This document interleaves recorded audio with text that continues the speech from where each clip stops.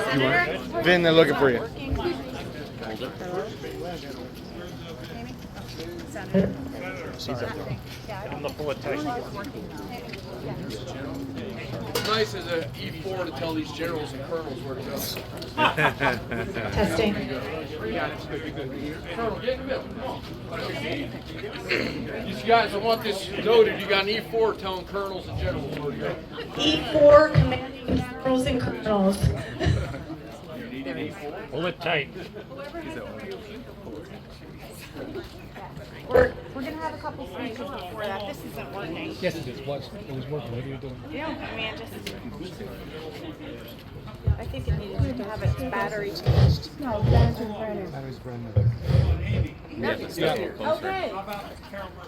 Hey, Carol. Carol? Rick? Assemblywoman Murphy? What?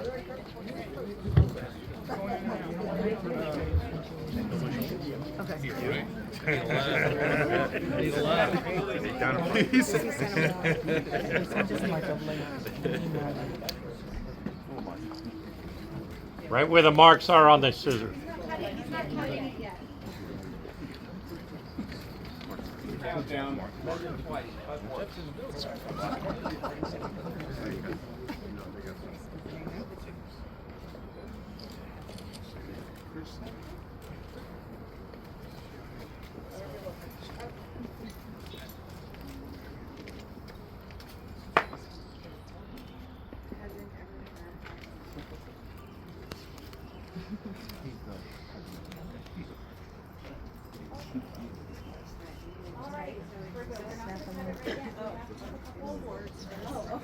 Okay.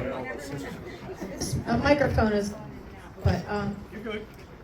yeah, you can hear me? Yes. My name is Amy Osborne. I'm the CEO of the New Jersey Vietnam Veterans Memorial and Museum.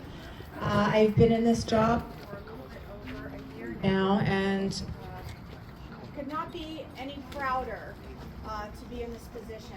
And today is a really special day for us because, get out of it, in front, because today is May 7th.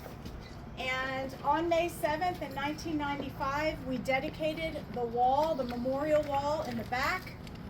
On May 7th in 1998, Governor Whitman and John McCain cut the ribbon on this educational center. And in 2014, on May 7th, we dedicated this beautiful Huey back here. And today, on this May 7th in 2024, we are about to do the rededication on what we're now calling the Vietnam Era Museum.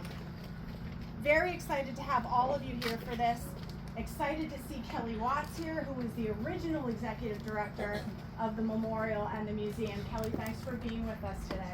She saw this thing off the ground. So that's just a little history on why today is such an important day, and we're so thrilled and honored to have all of you out here today. We've got perfect weather to celebrate this milestone, and we're glad that you're all with us. And with that, I would like to turn the microphone or the loud mouth over to one of our trustees who has been with this project when it was just a concept, 1988. He was put on a committee to put this place here. This was all land. And he is still on our board of trustees, and he is a Vietnam veteran, and we're so happy and honored to have him as part of this. Lou Lahakis.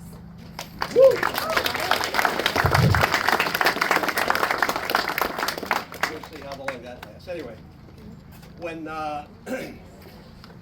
when this facility was finally dedicated in 1998, well, actually, when we were in the process of finishing the Vietnam Memorial below, we knew that there had to be another dimension, because once the memorial was complete, the names only created a single dimension. The second dimension had to be a history and a remembrance of all of the sacrifice that was done to get to that memorial.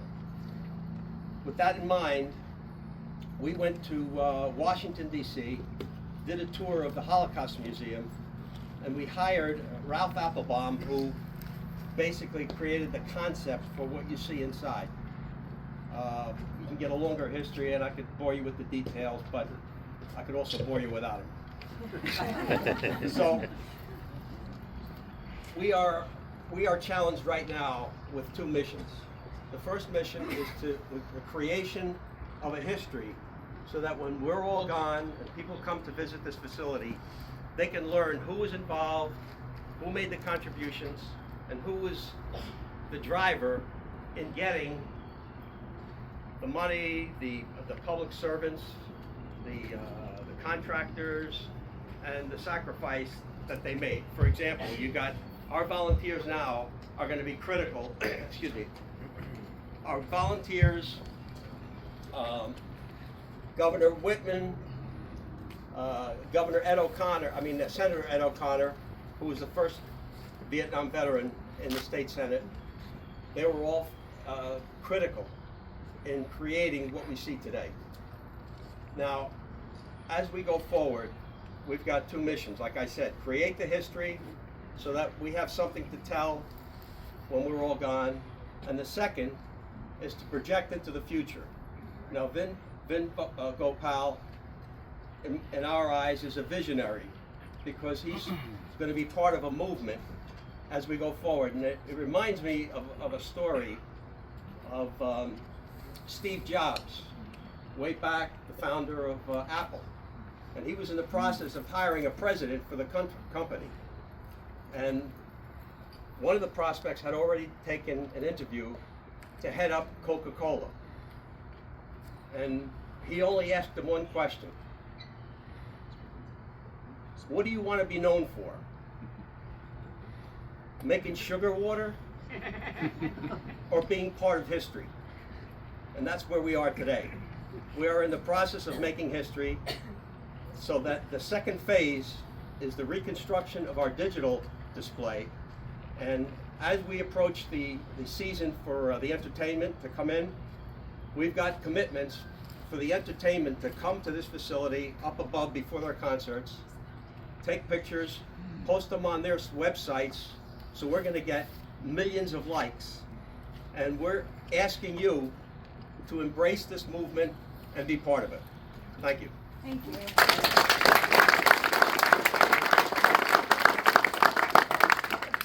Senator Gopal, would you like to say a few words? It's an honor to be part of this, to join all of you. You know, it's so important when I hear the thousands and thousands of kids that come and visit this, that are going to protect this history, generations ahead that are going to do it. It's really moving. And how great is it that it's in Monmouth County? This is going to be a national, if not international, visionary that people are going to come, and I'm excited to be part of this. Congratulations to all of you. And finally, before we cut the ribbon, Major General Clark Martin, who is the chairman of our Board of Trustees. General? The scissors are getting pretty heavy. So I'm going to turn it over to the senator. Welcome everyone. Welcome all of you who have been here before. Now you've returned. Welcome to those of you who have not been here before. Welcome to those of you who are on streaming and might be here sometime in the future. As you have heard, May 7th is a very important day for us Vietnam veterans and for you citizens in New Jersey, because the legislature designated that day as Vietnam Remembrance Day in New Jersey, May 7th. In 1995, when we dedicated our wall with the names of all the New Jerseyans who perished in Vietnam, either through being killed in action or in the line of duty. So, in 1998, excuse me, let's get one more. In 1998, as you heard, this place was built, and ever since then, because the legislature mandated that public schools teach the Vietnam War, ever since then, this has been the epicenter of that education. Not just for school kids, although we've had tens of thousands of school children come through here since 1998, but also educators who come here to discuss the Vietnam War and all the complicated facets about it. For example, should we have done it? If we were if we should have done it, should we have done it better? Should we have done it the way the generals wanted to do, which, get it over with? Who came up with the concept of a war of gradual escalation, and what did that cost us? It cost us a lot of attrition. All of those questions are thought about and discussed here. Now, today is the first day in the 25 years that we've been here that we can celebrate modernization. And it's a terrific day for all of us because this is the first step in another way of modernizing. 3 months ago, some of us went to Washington, D.C. to visit the Women in Military Museum in Arlington, the U.S. Army Museum at Fort Belvoir, and the United States Marine Corps Museum at Quantico.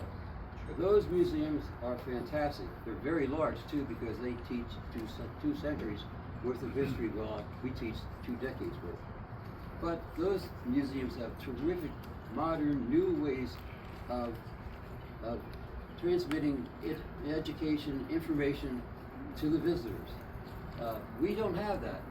But today, after we cut this ribbon, is our next step is to modernize the way we can communicate the Vietnam War to our visitors and to our citizens. So once again, welcome for coming here. We appreciate your presence, and now we'll cut the ribbon.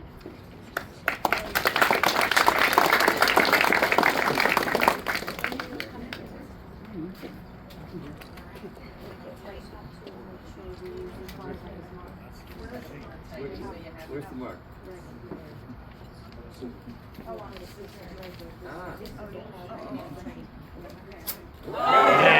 Hey, it worked. We did several test runs. We had to find the sweet spot on it.